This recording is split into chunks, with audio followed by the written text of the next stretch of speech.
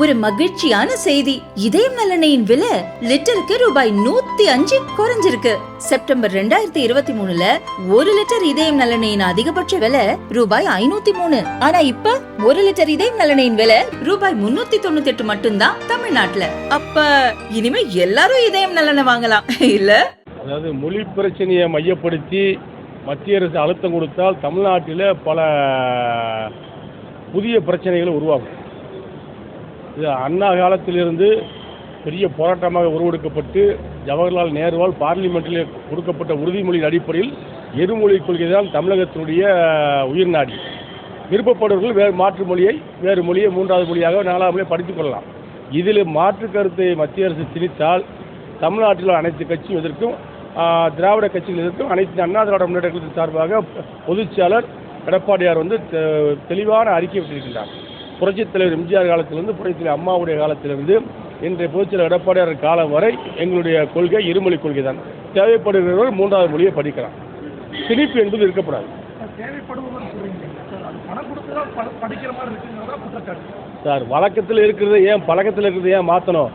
எப்படி இருக்கோ அதுபடி போயிட்டே இருக்கணும் தானே. தேவையில்லாமல் ஒரு மொழி பிரச்சனை தலையிடக்கூடாது. மக்களுடைய மொழி பிரச்சனை தலையிட்டால் அங்கே பிரச்சனைகள் உருவாகும். அதை மத்திய அரசு அழுத்தம் கொடுத்துவது தேவையில்லாத பிரச்சனைகளை தமிழகத்தில் உருவாக்குவதற்கு அடித்தளம் அமைக்கும்.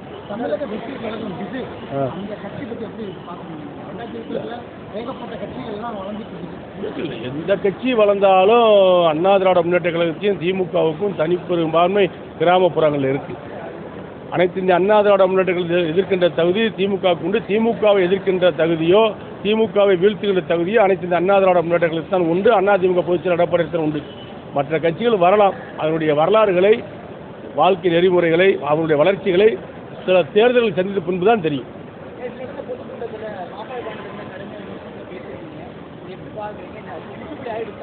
இல்லை, அதெல்லாம் முற்றுப்புள்ளி ஆச்சு. அதெல்லாம் ஒன்றும் பிரச்சனை கிடையாது. அது நான் அவரை ஒன்றும் குறை சொல்லுங்க. அவரை பற்றிலாம் ஒன்றும் சொல்ல. பொதுவான சில பிரச்சனை பேசுங்க. அது முடிஞ்சு போன பிரச்சனை பேசிக்க முடிஞ்சு வச்சு. பாராளுமன்ற மறுசீரமைப்பு விஷயத்தில் மூணு அசம்பிளி செக்மெண்ட்டுக்கு ஒரு எம்பி வேணுங்கிற மாதிரி கேட்குறாரு. பொதுச்செயலர் எங்களுடைய அண்ணா திராவிட முன்னேற்ற பொதுச்செயலர் எடப்பாடியார் தெளிவாக சொல்லியிருக்காருல்ல, பார்லிமெண்ட்டுடைய எண்ணிக்கை கூட்டித்தான் வரணும். அதைத்தான் தமிழ்நாட்டு மக்கள் ஏற்றுக்கொள்வார்கள், அதிமுக ஏற்றுக்கொள்ளும். குறைக்கிற மாதிரி இருந்தால் அதை கடுமையாக அதிமுக எதிர்க்கும். அதை பொதுச்செயலர் சொல்லியிருக்காரு. நாங்கள் எதிர்கொண்டு தானே இருக்கோம். வழக்கு தானே வந்திருக்கு, தீர்ப்பு வந்திருக்கு. இதெல்லாம் கோர்ட்டில் இருக்குது, சுப்ரீம் கோர்ட்டில் இருக்குது. நான் சொல்லக்கூடாது. இல்லை வேற ஏதாவது இப்போ உள்ள இதை கேளுங்க. இது நடந்து போய் 4 வருஷம் ஆச்சு. என்ன சார்? ஆமாம், நிலைப்பாடு தமிழ்நாட்டுக்கு அதிக நிதியை கொடுக்கணும். இல்லை, நிதியை கொடுக்கணும். அதில் அண்ணா திராவிட முன்னேற்ற கழகத்தினுடைய பொதுச்செயலாளர் எடப்பாடியுடைய அறிக்கையிலேயே அதை தெரிவிச்சிருக்காரு. நீங்கள் அதிமுக அதை வலியுறுத்தோம்.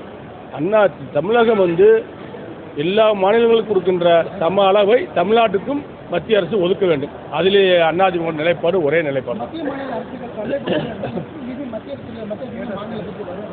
அரசியல் ரீதியாக நடக்கின்ற சண்டை தான்.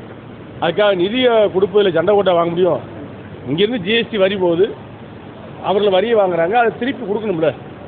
மத்திய அரசு மாநில அரசு கேட்கக்கூடிய நிதியை அவங்க கொடுக்கணும். அதுதான் வழக்கம். அப்போ தான் நல்ல திட்டங்களை செயல்படுத்த முடியும். அது நான் ரைடு நடந்திருக்கு. இனிமேல் தான் எனக்கு தெரியும் என்ன நடந்திருக்குன்னு. ரைடு ஒன்றும் புதுசாக நடக்கலையே. தமிழ்நாட்டில் இப்போ திமுக ஆட்சி வந்ததுலேருந்து ரைடு நடந்துட்டு தான் இருக்குது. ரைடு நடக்குது, போகுது, வருது, அது மாதிரி நிற்கிது. பிறகு தலைமைச் செயலகத்தில் நடக்கும்போது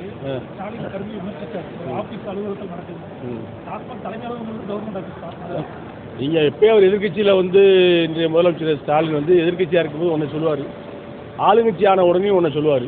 இன்றைக்கி ஒரு ஆளுங்கட்சி ஆளுகின்ற கட்சியில் அவர் இருக்கிற காரணத்தால் பழசெல்லாம் அவர் மறந்துட்டார். பழசாக இருக்கும்போது ஏதாவது ஒன்று எங்களுக்கு ஒரு பிரச்சனை, அதிமுக ஒரு பிரச்சனை சொன்னால் அதை அவர் பெருசாக பெருசுபடுத்துவார். திமுகவுக்கு ஒரு பிரச்சனை சொன்னால் அதை கண்டுக்கிறாமல் போயிட்டு இருப்பார். அது அவருடைய நிலைப்பாடு. பல காலகட்டங்களில் நீங்கள் நோட்டோட போடக்கூடிய பிரச்சனைகளை விமர்சனம் பண்ணியிருக்கீங்க. இப்போ பாஜக தமிழகத்தில் வளர்ந்துருக்கா எப்படி பாருங்க? அதாவது எந்த கட்சி வளர்ந்துருக்கு, எந்த கட்சி இறங்கியிருக்குங்கிறதுலாம் தேர்தலில் தான் தெரியும்.